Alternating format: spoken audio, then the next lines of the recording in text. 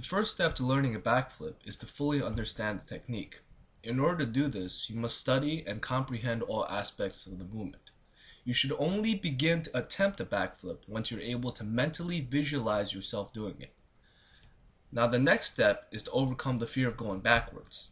There's no easy fix for this, and it's something that you have to tackle yourself. But once you're able to visualize yourself performing the technique, you should have less of a mental block to deal with. Just remember that you tell your body what to do. You're in control. And if you fully understand what to do, you tell your body to do it, and it will. When first learning the backflip, you should practice in a safe environment. Make sure that you're picking an environment where you feel most comfortable. For me, that was a pool. For you, it could be a foam pit on the grass with mats, or even using a spotter. If you choose to use a spotter, make sure that the spotter fully understands their part in spotting you. It would also be helpful if he or she has a working knowledge of performing a backflip themselves. An uneducated spotter can do more harm than good by putting you in a false sense of security. Now, warming up. Always warm up before attempting the backflip. These are some warm-up drills I like to use. A simple warm-up is to jump as high as you can, swinging with your arms straight. This next drill is simple. You jump straight up as high as you can and tuck the knees to the chest at the peak of your jump.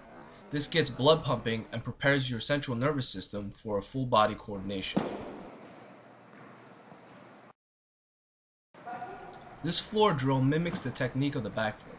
Lie on the floor and drive your arms up to your ears as if you were jumping. As soon as your arms hit the floor, snap your knees to your chest and grab your knees with your hands. The momentum of your knee drive should almost roll you over your head. This gives you a feel of the rotational force that is generated when you drive your legs up. The technique. Stand with your feet shoulder width apart and your arms straight, pointing at an angle of your choice between the horizontal and 90 degrees above the horizontal. I like to keep mine higher up to give me more swing. Spot something at slightly above your eye level. Do not throw your head back at any point during the backflip. Dip down and swing your arms back, just as you would when trying to jump as high as you can. Take note not to dig below parallel with your legs, as this will reduce the height of your jump. Remember, you're jumping up, not backwards, up. Explode upwards with your entire body and fully extend into the air. You should begin your tuck at the height of your jump. This is usually the same time as when your arm swing reaches your ears. The arm drive is what gives you that initial lean. Once you are at your maximum height, note that you should still be looking forwards at this point. Drive your knees hard towards your chest and grab the knees to maintain the tuck.